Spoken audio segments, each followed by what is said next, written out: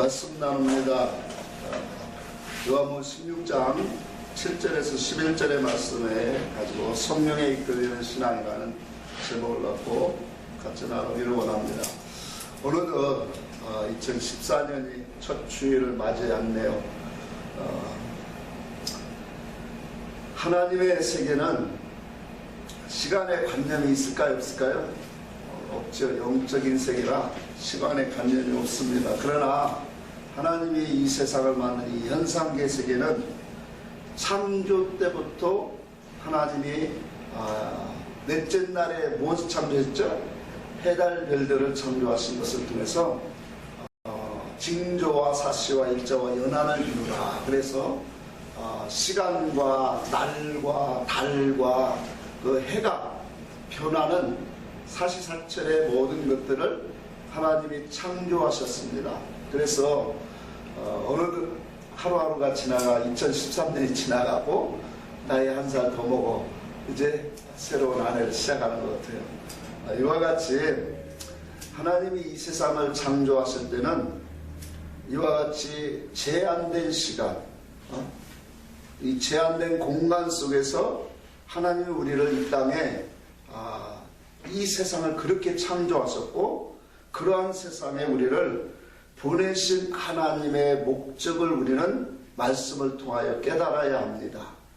이 말씀에 그 창조하시고 우리를 보내신 그분의 목적을 우리가 깨닫지 못하면 인생을 헛되게 살아갈 수밖에 없는 것이 우리 죄인의 모습이라는 것을 우리가 다시 한번 생각하면서 우리가 새해에는 많은 여러 가지 계획도 세우고 꿈도 세워요. 그 중에 한번 세 가지만 잠깐 생각을 해봤어요. 학생들은 새 학기가 되면 어떤 생각을 하죠? 새 책을 받고 새 학년이 되면 올해는 공부 좀 열심히 해서 좋은 성적을 올려야 되겠다. 그렇게 생각을 하고 또 세상 사람들은 새해가 되면 올해는 꼭 금연을 좀 한번 해봐야겠다. 담배를 끊어봐야겠다라는 그런 계획을 해요. 교회에서는 무엇을 할까 생각을 했는데 그 중에 하나가 올해는 꼭 기필코 성경 일독을 해야 되겠다라는 그런 목적을 우리는 많이 세우는 것들을 봅니다. 이 2014년에 본문을 통해서 어떤 삶을 살기를 원하나 성령에 이끌리는 삶을 살기를 간절히 바라는 마음으로 오늘 말씀을 같이 나누기를 원합니다. 자, 그렇다면 성령에 이끌리는 삶은 어떤 삶인가? 하나님은 어떻게 우리가 살아가는 것을 기뻐하시고 또 성령의 인도하심은 어떤 것으로 우리에게 나타나는가를 우리는 알아야 돼요. 오늘 본문의 말씀에 7절의 말씀에 보면 본문을 통해서도 우리 주님께서 우리 인생들에게 가장 주고 싶어하는 것이 무엇인가를 말씀하고 있어요. 그래서 여기에도 보면 7절에 보면 내가 실상을 말하노니 그랬죠? 그 실상이라고 하는 엘레테야는 진리예요. 사실, 참말. 그러니까 참된 말을 주님이 하신다는 거예요. 그러면서 뭐라고 하냐면 내가 떠나가는 것이 너에게 유익이라. 내가 가면 보혜사 그를 보내주실 것이다. 그렇게 말해요. 그래서 주님이 주고 싶어 하시는 것이 뭐예요? 보혜사 성령, 진리의 성령이더라 말이에요. 마태복음 7장에 보면 구하고 찾고 두드리라 그렇게 말씀하시죠. 그러면서 그 뒤에 말씀에 보면 구하는 자에게 너희 천부께서 가장 좋은 것을 주시지 아니하겠느냐 그렇게 말씀해요. 그 말씀을 동일하게 누가복음에서는 11장 13절에 보니까 뭐라고 했냐, 구하는 자에게 성령을 주시지 않겠느냐라고 하나님이 우리에게 주시고 싶어하는 것은 어떤 세상적인 그런 것들이 아니라 바로 당신의 영, 성령을 우리에게 주시기를 가장 기뻐하신다는 사실이에요. 자, 그렇다면 예수님께서 이 땅에 오셔서 모든 활동의 목적은 어디에 중심을 두고 있는가를 보여야 돼요. 물론 육신적으로 우리가 끝을 보면 예수님의 활동의 모든 중심은 십자가로 가고 있어요.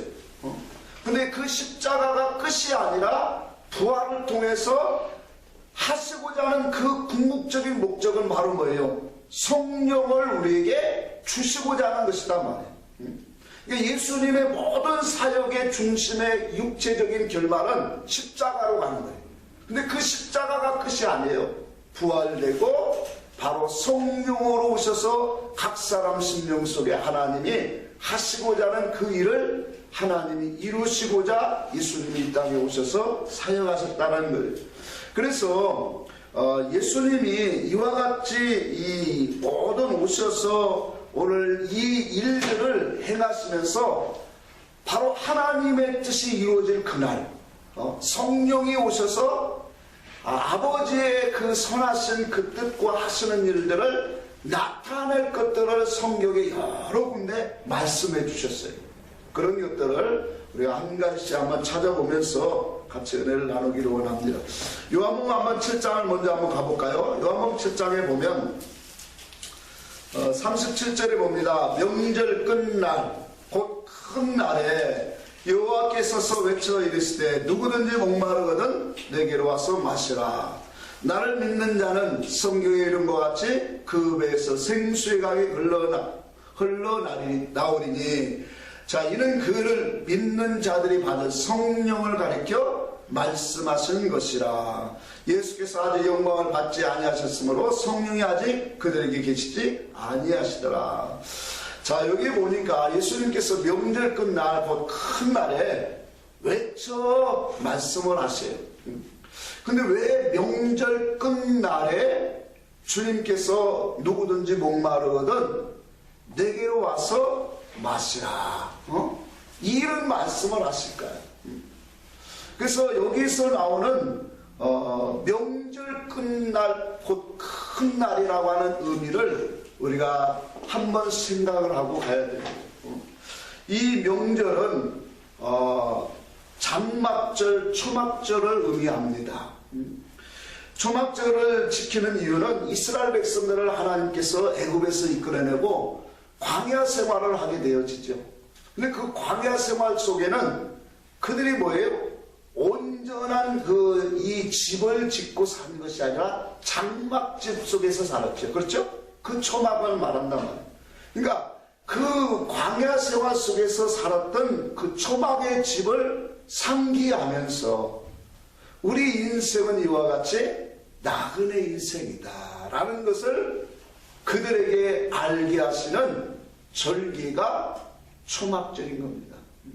근데 이 초막절의 특성이 있는데 그게 바로 뭐냐면 모든 절기는 거듭 하루에 끝나요. 근데 이 초막절에는 8일간을 계속적으로 한다는 거예요. 그래서 그 8일 끝 오늘 이 명절 끝날 그날을 무슨 날이라고 해요? 큰 날이다 그렇게 말하고 있어요. 큰 날. 그래서 여기에 담겨진 그런 의미를 우리는 분명히 알아야 되는 거예요. 성경에 보면은 이 끝날 말세에 대한 단어를 언제부터 사용하고 있냐면 예수님이 오신 이후로부터 말씀을 하고 있어요. 그래서 이브리서 1장의 2절에도 보니까 예수님이 모든 날 마지막 날에 아들로 이 땅에 오셨다라고 말씀하고 있어요. 이와 같이 이 하나님의 세계는 끝날 모든 세계의 마지막에 아들로 오셔서 그 말씀을 우리에게 주신 것이 하나님의 역사예요. 뿐만 아니라 하나님의 세계는 7으로 끝나고 있어요. 7이라는 숫자의 의미로 모든 세계를 다 이루시고 있어요. 그래서 1회째 되는 날은 뭐 하셨다? 안식하셨다 그렇게 말해요. 7째 되는 날에 하나님의 선지자와 그 종들로 하신 말씀을 이루시는 날이 될 것이라고 계시록에도 분명히 말씀하셨어요. 또 데살로니가전서에도 보면 마지막 나팔, 고린도전서 15장에도 보니까 마지막 나팔이 부러질 때 하나님 그리스도께서 우리에게 이 오시는 그런 말씀들의 유형들을 전부 다 보면은 하나님의 세계는 7일로 되어 있어요. 근데 여기에서 8이라고 하는 숫자는 무슨 의미를 갖냐면 마지막 날이라고 하는 것은 8일째를 말하는 거예요. 8일째. 그럼 그 8일은 곧 무엇을 말하냐면 예수 그리스도가 부활하신 날을 상징하는 거예요.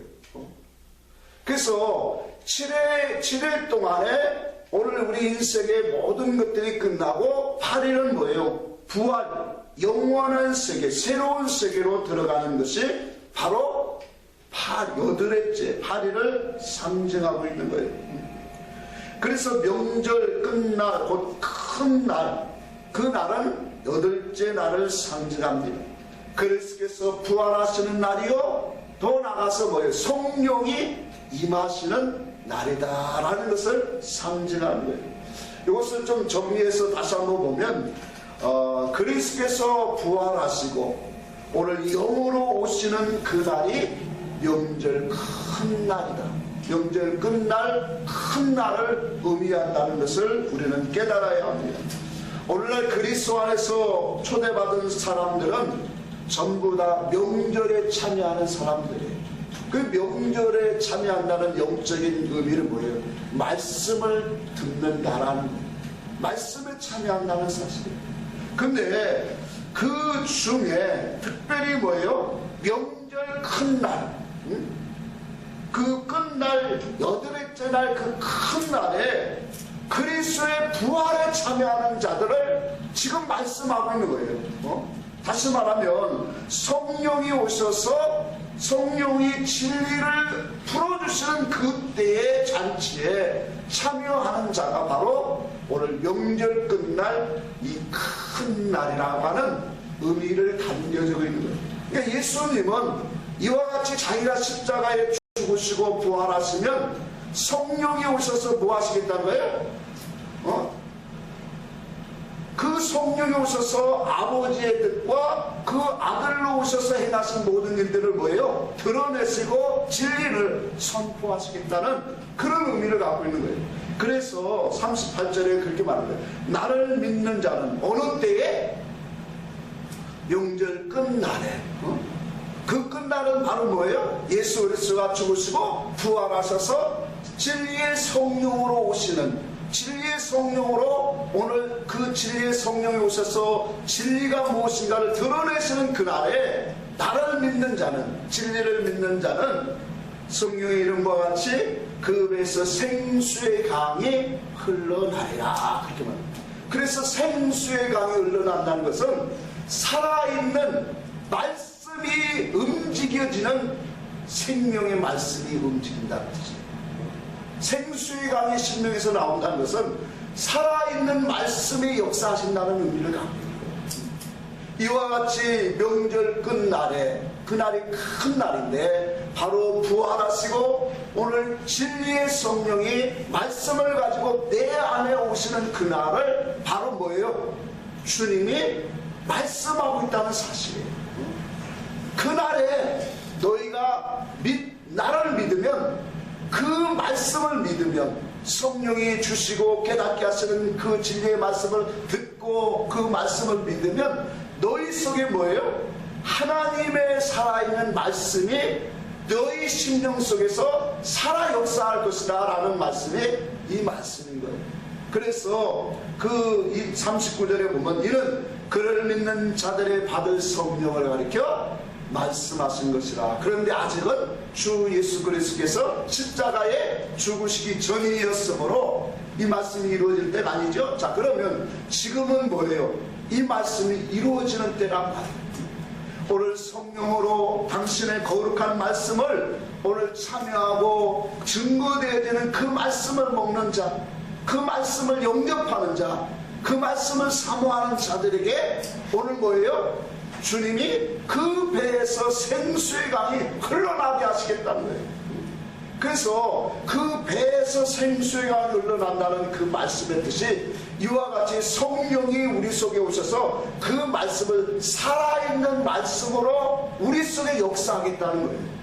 그것이 배에서 생수의 강이 흘러나게 하죠. 그런데 이와 같은 명절 끝날에 오늘 하나님의 말씀의 잔치에 참여하고 초청하는 자들에게 하나님의 자격을 주셨어요. 그게 바로 누구냐면 그 37절에 나오죠. 목마르거든. 누구든지 뭐하거든? 목마르거든. 자, 영혼의 갈증, 진리의 갈증, 하나님에 대하여 궁금하고 그 세계에 대한 갈증을 가진 사람이 그러한 하나님을 사모하고 영적인 궁금함과 말씀의 그리움과 말씀의 갈급함을 가진 자들만이 이 명절 끝날 큰 잔치에 우리 주님이 초청하고 있다는 사실이에요. 오늘 우리가 하나님의 말씀이 어떤 것인가? 하나님의 뜻은 무엇인가? 나를 이 땅에 보내시고 우리에게 말씀을 주신 그분의 뜻을 우리가 공부하고 오늘 찾는 자들. 그래서 주님이 마태복음 7장에 구하고 찾고 두드리는 자에게 뭐 하시리라? 열릴 것이라. 그렇게 말씀하신 거예요. 그래서 이와 같이 오늘 하나님의 잔치를 당신의 큰 명절 끝날에 하나님이 이루실 그 성령, 보혜사 진리의 성령의 잔치에 참여하는 자들은 이와 같이 사모하는 영혼이에요. 진리의 영혼의 갈급함을 갈증을 느끼는 목마른 사람들이 오늘 이 잔치에 주님이 초청하고 있다는 사실. 마태복음 22장에 보면은 혼인집, 임금의 아들의 혼인집 잔치에 초청하는 사건이 나와요. 그래서 먼저 초청되어지는 그러한 사람들에게 종들을 보내서 이 잔치가 다 준비되고 예비되었으니 오라 부르죠. 근데 누가복음의 그 말씀을 보니까 뭐 때문에 사람들이 참여하지 않고 있어요? 나는 밭을 샀고 나는 소를 샀고 나는 장가 들었기 때문에 나는 못 가겠노라. 그러니까 다 자기들의 육체의 유익을 위하여 자기들의 삶을 이유로 핑계를 대고 하나님의 그 잔치에 부르심에 뭐하고 있다는 거예요? 못 오고 있더라고요. 그럼 그 잔치에 참여할 수 있는 사람이 어떤 사람이라고 하는 거예요?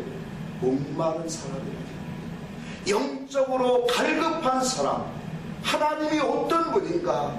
하나님의 말씀 쪽에서 우리에게 주시고자 하는 당신의 뜻이 무엇인가를 오늘 공부하며 오늘 기도하는 그 심령 속에 하나님이 부르시고 있다는 사실을 오늘 우리는 깨달아야 돼요.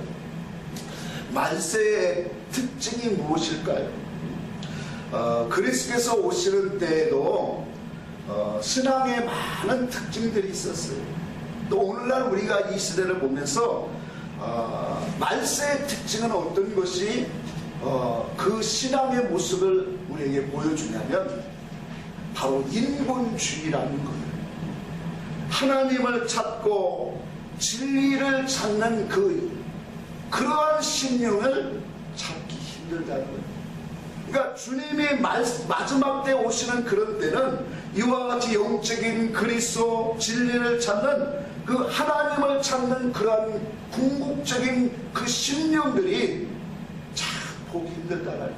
그래서 우리가 마태복음 24장에도 보면 주님이 오실 그때의 이 세상의 때를 어떤 때로 비유하시냐면 노아의 때와 소돔성으로 비유를 하고 있더란 말이에요. 그러면 그 시대의 상황을 우리에게 성경은 뭘로 보여주고 있어요? 다 먹고 마시고 시집가고 장가가고 사고 팔고 물론 우리도 다 하는 일들이야. 근데 성경이 말하고 있는 것은 이런 것들이 그들의 중심이고 목적이고 가치관이었더라는 거예요.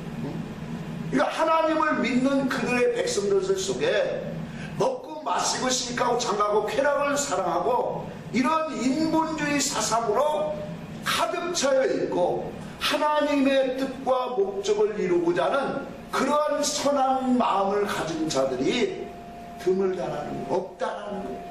이게 바로 뭐냐? 말세의 특징이라는 거예요. 여러분 오늘 우리가 이런 것들을 바라보면서 성경에는 아모스 우리가 8장에도 분명히 말했지. 한번 찾아봅시다. 이건 구약성경 아모스 11절부터 봅니다. 주 여호와의 말씀이니라. 보라, 날이 이를지라 내가 기근을 땅에 보내리니 양식이 없어 주림이 아니며 물이 없어 가람이 아니고 여호와의 말씀을 얻지 못한 기간이라. 사람이 이 바다에서 저 바다까지 북쪽에서 동쪽까지 비틀거리며 여호와의 말씀을 구하려고 돌아다녀도 얻지 못하리니 그날에 아름다운 처녀와 젊은 남자가 다 갈아여 쓰러지리라. 자, 보세요. 자, 어떤 일은 가난한 사람, 목마른 사람이 먹는다고 하는데 지금 또 이와 같이 뭐예요? 기근의 때가 온다라고 말씀하고 있어요. 그래서 양식이 없어, 물이 없어, 가람이 아니라 바로 뭐예요? 여호와의 무엇을? 말씀을 먹지 못한 기갈로 동서남북 젊은 자나 또 남자나 여자나 다 비틀거리는 그런 시대가 오더라는 거예요. 자, 그러면 이런 것들이 왜 말씀을 못 먹을까요? 왜 말씀을 먹지 못한 기갈의 때라고 성경에 말씀하고 있느냐? 그만큼 그 시대가 어떻게 됐다는 거예요? 악하고 음란한 세대라는 것을 증명하고 있단 말이에요. 인본주의로 하나님을 찾지 않냐고 진리를 찾지 않냐는 그런 불신앙의 세대로 가득 찬 세대임을 보여주고 있다는 사실이에요. 오늘날 이 시대가 그리스도에 대하여 궁구하고 진리를 찾고자 힘쓰는 자들이 얼마나 있을까? 오늘 참으로 우리는 목마른 자들은 많이 있지만 그 목마름이 대상이 뭐냐면 육적인 것이요, 자기 성공의 목마름이요, 목회 성공에 대한 목마름이요, 세상적인 모든 목마름으로 가득 차여 있지만 하나님을 향한 진리의 목마름은 없다라는 사실이에요. 그래서 수없는 많은 사람들이 오늘날도 교회 안에 예배를 드리고 있지만 정말로 하나님이 궁구하시는 그런 하나님 진리를 오늘 간구하고 오늘 궁구하는 그런 찾는 그런 사람들이 심히도 적은 때라는 것을 오늘 우리는 부인할 수 없습니다. 이와 같이 영적인 목마름을 가진 자들, 하나님을 찾는 자들, 진리를 찾고자 오늘도 기도하는 그들에게 오늘 주님은 명절 끝날에 큰 날의 잔치에 오늘 참여하기를 하나님이 기뻐하십니다. 그들을 부르고 있다는 것을 오늘 우리는 깨달아야 합니다. 이와 같이 하나님의 은혜의 결과는 바로 성령이 오시는 거예요. 약속을 하나님의 성령에 이끌리는 신앙이고 또 그 신앙을 이루기 위해서 하나님의 아들이 이 땅에 오셔서 모든 교훈과 가르침과 십자가와 그러한 도를 우리에게 행하여 주신 거예요. 이와 같은 하나님의 은혜를 통해서 우리에게 주시는 성령의 역사, 그 역사가 반드시 이와 같이 주님도 그 사역 속에 성령이 오시면 그가 나를 증거하실 것이고 그가 나를 나타내시고 모든 진리 가운데로 인도하실 것이라고 했어요. 그래서 주님이 살아계시는 동안은 제자들까지도 뭐예요? 그 뜻을 옳게 이해를 하지 못했어요. 이와 같이 예수님의 모든 사역의 전부는 결과가 어디예요? 십자가와 그 부활 후에 이루어지는 바로 성령께서 진리를 가지고 오늘 증거하시는 그날에 오늘 영혼들을 살리시고 내가 그 속에 들어가서 하나님의 구원의 역사를 이루시겠다는 선포를 하고 계시는 거예요. 계시록 22장을 한번 봅니다. 계시록 22장에 보면은 같이 봅니다.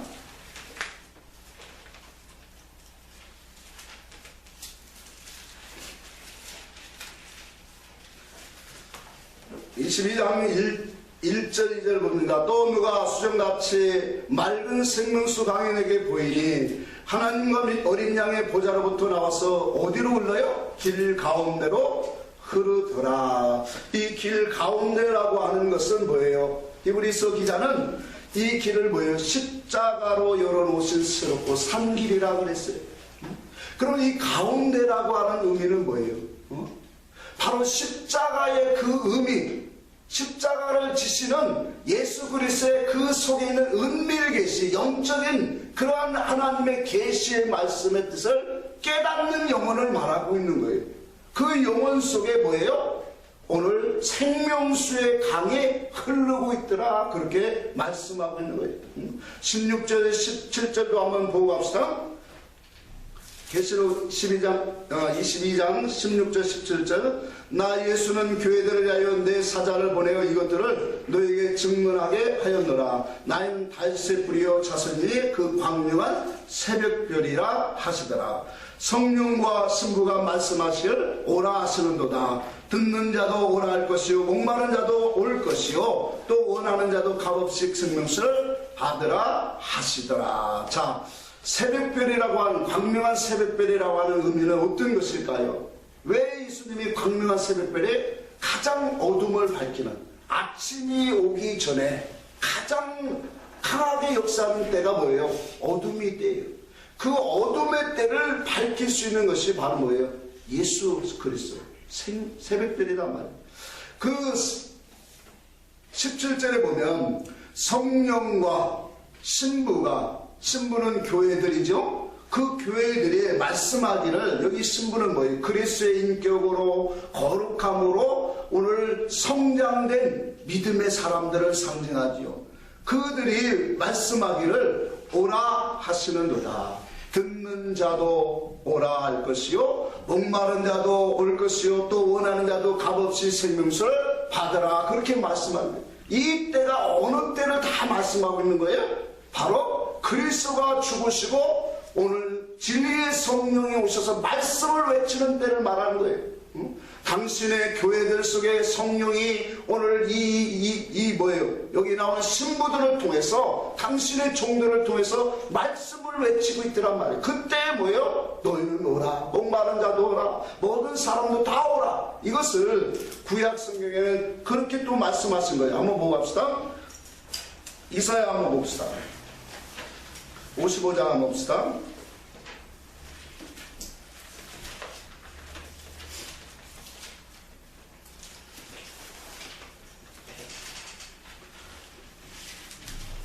이사야 55장 1절부터 보겠습니다.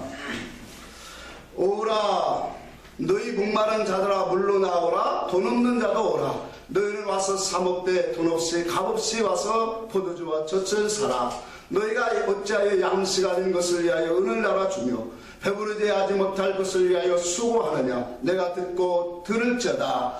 그리하면 너희가 좋은 것을 먹을 것이며 너희 자신들이 기름진 것으로 즐거움을 얻으리라. 3절에 너희는 귀를 기울이고 내게로 나와 들으라. 그리하면 너희의 영혼이 살리라. 내가 너희를 위하여 영원한 언약을 맺으리니 곧 다윗에게 허락한 확실한 은혜이니라. 그렇게 말씀하고 있어요. 그러니까 지금 예수 그리스도의 말씀, 진리가 선포되어지는 그날에 오늘 우리는 그 말씀을 듣고 그 잔치에 하나님의 초청하시는 그 믿음의 사람으로 오늘 하나님 앞에 서는 것이 뭐예요? 복인 줄을 우리는 알아야 돼요. 그래서 명절 끝날에 바로 큰 날에 주님이 말씀하시는 거예요. 그 잔치에 오라. 바로 성령으로 진리의 말씀을 우리에게 풀어주시는 그날에 너희는 내게 와서 돈 없이 값없이 사먹으라는 거예요. 그 은혜에 푹 빠지라는 거예요. 그래서 뭐라고 했어요? 2절에도 보니까 어찌하여 양식하는 것을 위하여 너희의 품을 팔아주고 너희의 헌신을 하고 있느냐. 지금 책망하고 있는 거예요.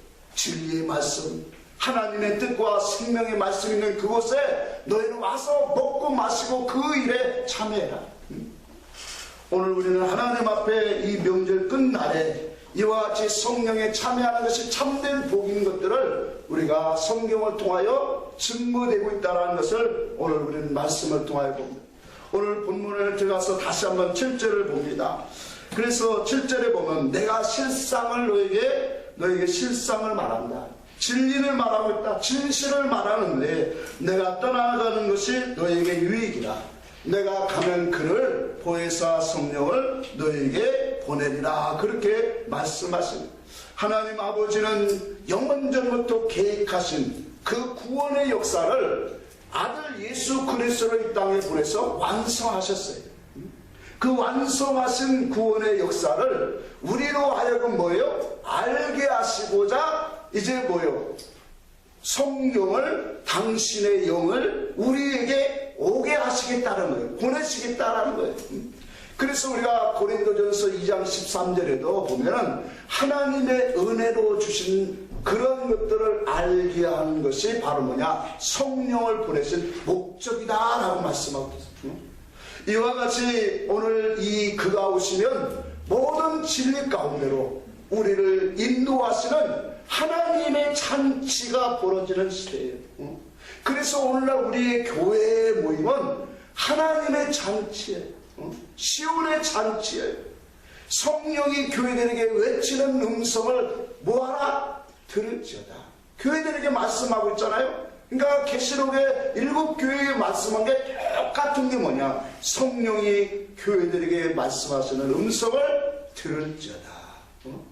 그 음성을 듣는 자는 어떻게 된다? 그 배에서 생수의 강이 흘러 하나님의 말씀에 살아 움직이는 그것을 체험하는 그 심령의 복이 이루어지게 됐다는 거예요. 그래서 우리는 하나님의 성령의 그 말씀을 가지고 우리에게 풀어주시는 명절 끝날 그 큰 잔치에 주님이 지금도 뭐예요? 초청하고 있고 부르고 있는 거예요. 그게 마태복음 22장의 말씀으로 그렇게 나온 거예요. 자, 그러면 성령이 이끌리는 삶은 오늘 어떤 것인가 이제 본문으로 다 이게 필요하기 때문에 앞에 있는 걸 한 거예요. 자, 근데 혹자들은 일반적으로 성령에 이끌리는 삶을 어떻게 이해를 합니까? 가장 먼저 성령이 이끌리는 삶을 오늘날 말할 때 교회들이 뭐냐면 만사형통이에요. 성령이 역사하시면 모든 것이 만사형통, 복된 것으로 알고 있어요. 그렇죠? 또 교회로 말하면 기사와 표적과 은사, 이런 신령한 기이한 일들이 일어나는 것이 성령의 역사여 이끌리는 것으로 많은 사람들이 알고 있어요. 그래야 안 그래요? 그렇죠? 그러나 이런 것들은 하나님 성경을 오해하고 있는 거예요. 진리의 성령이 오시면 그가 나를 증거하십니다. 모든 진리 가운데로 오늘 인도하시리라. 바로 그 성령은 조금 전에 그 말한 것처럼 창세전부터 계획하시고 섭리하신 아버지의 그 뜻을 아들로 통하여 이루시고 완성하신 것을 바로 그 성령이 오셔서 뭐예요? 밝히 우리에게 알게 하시고 드러나게 하시고 우리와 함께 하시는 임마누엘로 오신다는 사실이에요. 그것이 성령의 역사예요. 그러니까 오늘날 교회가 성령에 이끌리고 성령의 역사하는 교회는 어떤 이적과 표적이 일어나는 것이 성령의 역사로 알고 있단 말이에요. 그러나 오늘 본문에 세 가지로 분명하게 말씀하고 있습니다. 성령에 이끌리는 신앙이 뭐냐? 오늘 우리가 2024년 안에도 성령에 이끌리는 신앙이 무엇인가? 성령에 이끌리는 신앙은 죄를 더 많이 보는 거예요. 죄를 더 아는 거예요. 그래서 여기 분명히 보기에 죄에 대하라 하면 그러세요. 성령에 이끌리면 죄에 대하여, 의에 대하여, 세상 심판에 대하여 알으시고, 이것이 바로 진리의 성령이 오셔서 내 안에 이루시겠다는 거예요. 이런 것들이 일어나면 오늘 우리는 뭐예요? 하나님의 거룩한 나라요, 택하신 족속이요, 하늘의 그란 왕같은 제사장으로 하나님 우리를 이끄시는 믿음의 백성이 되는 거예요. 그래서 오늘 이 죄에 대하라고 하는 말씀을 우리는 또 생각을 해봐야 돼요. 죄가 무엇일까요? 너무 크게 넓은 의미에서 묻고 있나요? 죄라고 하는 것은 하나님의 영원 궁극적인 목적에서 이탈되어진 것이지. 그래서 하말티아라고 하는 것은 관역 목적에서 빗나가다, 하사라에 빗나가다라는 그 의미에서 유래된 것이 하말티아 죄예요. 하나님의 궁극적인 목적, 그 뜻에서 오늘 벗어나는 것이 죄다. 이것을 우리가 성경에 의지하여 말씀을 한번 다시 보면 하나님의 계명들을 어기는 것이 뭐예요? 죄겠죠. 그렇죠? 자, 그런데 학자들의 의미를 좀 빌리면 성경에 나타난 율법의 계명들은 약 618가지래요. 참 많죠. 우리는 안 써봤으니까 몰라요. 학자들이 얘기해요. 618가지의 계명을 많은데 함축을 딱 해놓은 게 뭐예요? 10계명. 그 10계명을 늘려서 쫙 넣으면 몇 가지? 618가지가 나옵니다. 그 10계명을 또 함축한 게 뭐예요? 2가지의 주님이 2가지의 큰 계명으로 주신 거예요. 그러니까 이 10계명의 말씀 다 기억하고 있어요? 첫째는 뭐예요? 나 위에 다른 신을 섬기지 말라. 또 두 번째는 너를 위하여 새긴 우상을 만들지 말라. 세 번째는 내 이름을 망령되이 일컫지 말라. 네 번째는 뭘까요? 안식일을 기억하여 거룩히 지키라. 그러고 부모를 공경하라. 살인하지 말라. 가늠하지 말라. 거짓말하지 말라. 내 이웃을 탐내지 말라. 이런 것들로 쭉 되어 있죠. 자, 우리는 얼마나 계명을 지키고 있어요? 중요한 것은 오늘날 우리가 이 교회의 현실을 보면서 우리가 죄라고 하는 관념을 잘 이해를 못하고 있다는 거예요. 그러니까 오늘날 죄라고 하는 것은 다 어디에 근거를 나오냐. 세상의 이 법을 어기는 것도 하나님 율법에서 다 나온 거예요. 결과적으로 세상 법도. 그래서 세상의 기준과 율법의 기준의 의는 거저 흡사합니다.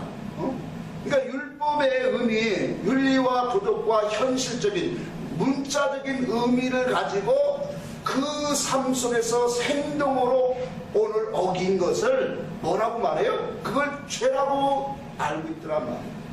그래서 바리새인들에게 주님이 왜 너희들은 외식자라고 했냐면 속은 더러우면서 죄를 품으면서 겉으로는 아주 거룩하게 행동하고 있더란 말이에요.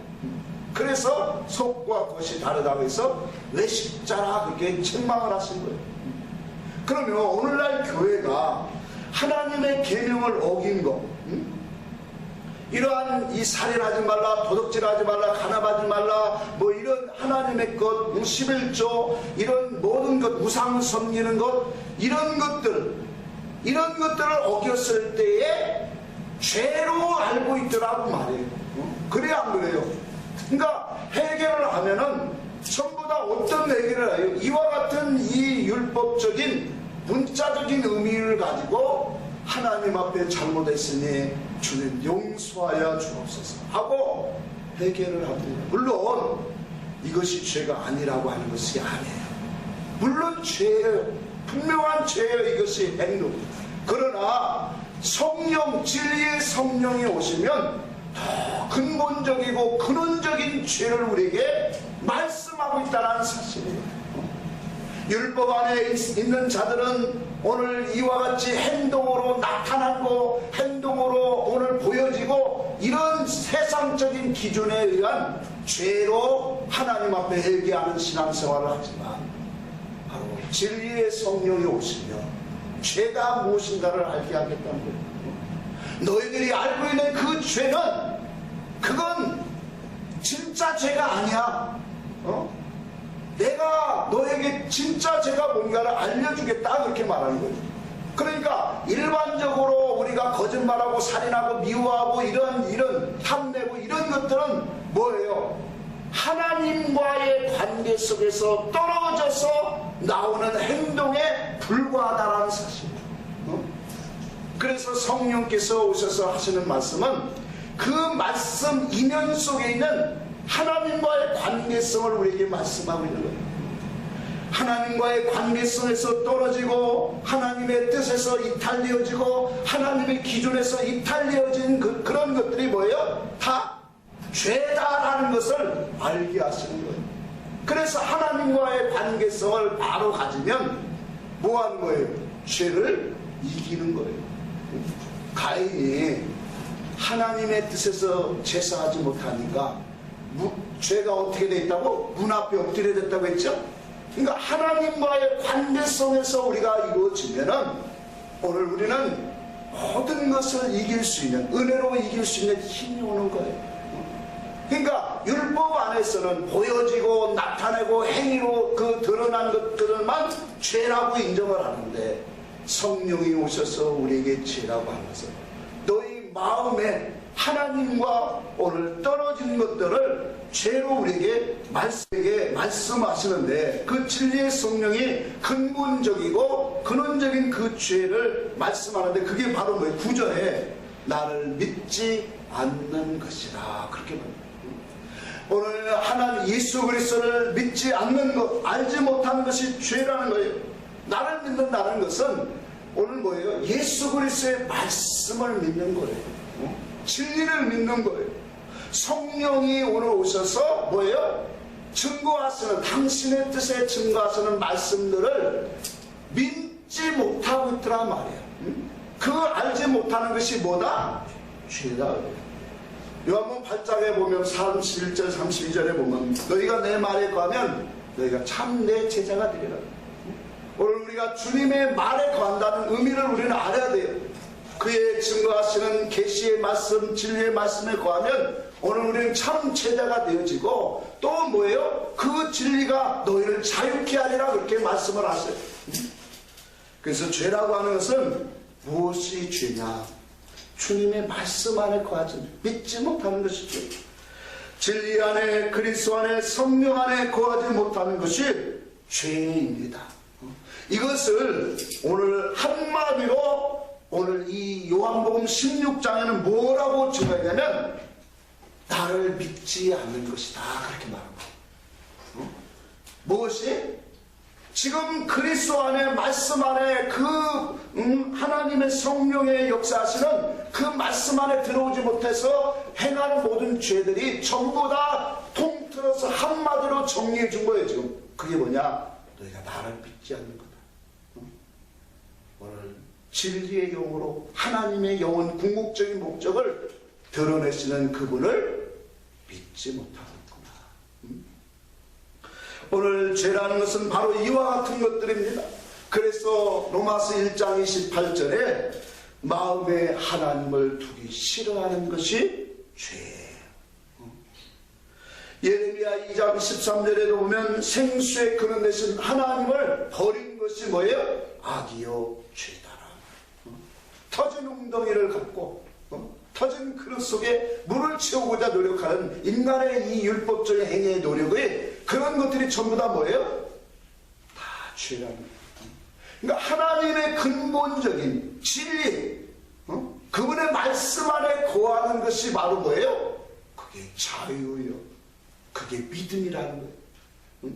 그 믿음, 그 말씀이 너희 속에 들어가면 이와 같이 살아있는 말씀, 하나님이 역사하는 심령이 돼서 모든 삶이 아름다워지고 거룩해지고 진리 가운데로 인도하시는 하나님의 역사가 있을 것을 분명히 말씀하십니다. 두 번째로 우리가 보면 그러니까 뭐예요? 두 번째로 뭐라 했어요? 성령이 오시면 의에 대하라고 했죠. 그 의는 뭐예요? 하나님의 옳은 의지요. 그래서 진리라고 하는 것은 영원히 참된 것을 말해요. 변하지 아니하는 것을 진리라고 말해요. 그래서 예수 그리스도를 믿는 부르심을 받는 자들은 베드로전서 1장 3절 4절에 보니까 우리를 부르시고 거듭나게 하사 산 자들에게는 소망을 주셨더라. 산 소망이라고 했죠. 산 자들에게 소망을 주셨어요. 당신의 부르심과 그 말씀과 성령의 큰 잔치에 참여한 자들은 살아있는 자들이단 말이에요. 그 자들에게는 하나님이 소망을 주시는데 무슨 소망이에요? 썩지 아니하고 더럽지 아니하고 쇠하지 아니하는 영원한 기업을 그들에게 뭐예요? 소망을 갖게 하시더라고요. 그러니까 이 세상 사람들은, 육의 사람은 세상 것을 소망하고 세상 것을 목적으로 삼고 살아가지만 오직 하나님의 의의 사람은, 참된 진리로 오늘 이끌림을 받는 성령의 사람들은 이와 같이 산 소망을 가져요. 영원히 오늘 더럽히지 아니하고 쇠하지 아니하는, 썩지 아니하는 하늘의 의, 예수 그리스도의 이 하나님의 진리의 의를 당신의 기준으로 삼기를 원하시고 그것을 오늘 더 깨닫기를 원하고 사모하는 그런 사람, 오늘 하나님의 의의 것이 아니고는 이 세상에 다른 것으로 아무리 채워도 하나님은 받지 아니하십니다. 오직 하나님의 것으로 입혀져야 되고 하나님의 의가 나의 중심이 되어서 하나님을 섬기는 것이 가장 중요한 거예요. 나의 의를 가지고 세상적인 기준의 의를 가지고 사랑과 헌신과 봉사와 선교와 전도를 아무리 많이 한들 그 의의 중심은 자기들이었어요. 누가서 우리가 10장에 분명히 말씀하고 있죠. 너희는 열심을 품으나 지식을 쫓는 열심이 아니라고 했어요. 지식이 없는 열심은, 하나님의 진리의 지식이 없는 열심은 곧 자기의 의를 드러내는 열심이라고 분명히 말씀하고 있어요. 이와 같이 오늘 우리는 하나님의 것으로 익혀져야 돼요. 하나님의 의를 알게 하시는 것이 바로 진리의 성령이죠. 그분의 뜻을 알게 하고 그분의 선을 알게 하고 그분의 사랑이 무엇인가를 알고 그의 의가 무엇인가를 우리에게 밝히 드러내시는 거예요. 그래서 우리의 온 마음과 온 정신과 사상이 하나님 기준의 사람으로 만들어 가시는 분이 당신이셔요. 성령이셔요. 그 영을 오늘 뭐예요? 주시려고 하나님은 영원전부터 계획하셨고 그것을 아들로 이 땅에 오셔서 십자가로 완성하신 거고 부활하셔서 오늘 우리 안에 임마누엘로 오시고 있다는 사실이에요. 오늘 이와 같은 하나님의 분명한 역사를 오늘 우리는 어떻게 해야 돼요? 믿음으로, 오늘 들음으로, 깨달음으로 내 것으로 삼을 수 있는 복된 사람이 되어야 돼요. 그 사람에게 하나님은 뭐예요? 그 사람이 바로 반석 위에 세운 집을 짓는 사람이다. 그런데 우리가 마태복음 15장 13절에도 분명히 말씀하고 있어요. 내 아버지께서 심으시지 아니한 것은 뭐 할 것이라고 했어요? 다 뽑힐 것이라고 했어요. 오늘 우리가 여기서 하나님의 진리의 지식이 아닌 인간 세상의 그 기준을 가지고 심고 열심히 뿌리고 행하는 모든 것들이 자기 중심에는 하나님이 기뻐 받으시고 영광 받으시겠다라고 생각을 하지만 그것은 다 뽑혀요.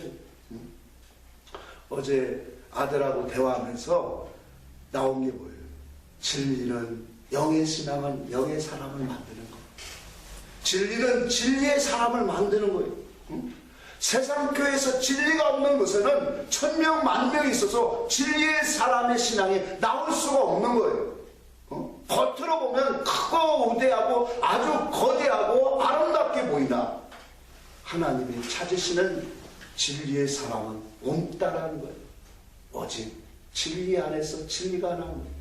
그래서 이삭의 아들, 그 아들에게 언약을 하신다는 그 예언의 말씀이 바로 이런 뜻이에요. 그리스도의 후손으로 진리를 가지고 오늘 언약으로 맺어진 당신의 백성 형제들에게 하늘에 약속한 상을 있다는 사실을 분명히 깨달아요. 이와 같이 오늘 진리로 그리스도의 기준으로 세워지는 것이 바로 하나님의 의, 예수 그리스도의 의. 그 의가 우리 속에 자꾸 채워지면 나의 지식이 바뀝니다. 사상이 바뀝니다. 소원 목적이 바뀝니다. 가치관이 바뀌어지고 목적관이 바뀌어지는 거예요. 그러다 보면 뭐예요? 우리의 삶 속에 인격적으로 하나님이 다스리는 사람이 되어지는 거예요. 여러분은 2014년이 어떠한 해가 되기를 원하십니까? 저는 14년 첫 주일을 맞이해서 하나님의 성령에 이끌리는 사람이 되기를 원한다. 우리가 어떠한 계획이 많이 필요가 있나요? 없어요. 오직 하나님의 성령에 그분이 나를 이끄시면 내 영혼을 푸른 초장으로 인도하시는 하나님. 그래서 우리 주님은 선한 목자가 돼서 그가 주시는 문, 진리의 지식으로 들어가면 들어가도 나오면서 꼴을 얻으리라. 그래서 하나님의 말씀을 먹을 때도 꼴을 먹고 세상 삶을 살면서도 세상 만사 모든 사건 이치에서도 깨달음으로 우리는 골을 먹는 거예요. 이치를 깨달아 구원을 이루는 거예요. 반대로 그리스도의 기준으로 세우지 않는 것은 다 심판이에요. 그것은 세상 마귀가 심판받은 것 같이 오늘 예수 그리스도의 그 기준에 의가 아닌 것들은 다 무엇이냐면 심판받은 마귀에게 속하여 저주 아래 오늘 이미 하나님이 심판해 놓으신 것이라는 것을 오늘 우리는 하나님의 말씀에 오늘 다시 한번 깨달아서 2014년에 바로 성령이 오늘 큰 날, 저는 그 말씀에 참 은혜를 받았어요. 명절 끝날 큰 날에 주님이 외치기를 목마른 자들은 오라. 바로 이와 같이 성령께서 말씀을 풀어주는 그 잔치에 너희는 오라는 거예요. 그러면 그 말씀을 깨닫고 믿는 자들 속에는 당신의 그 배 심령 속에서 살아있는 말씀이 막 움직이게 하시겠다는 그 약속의 말씀이 이 한 해 여러분들 속에 더욱더 충만하시기를 주의 이름으로 축복합니다.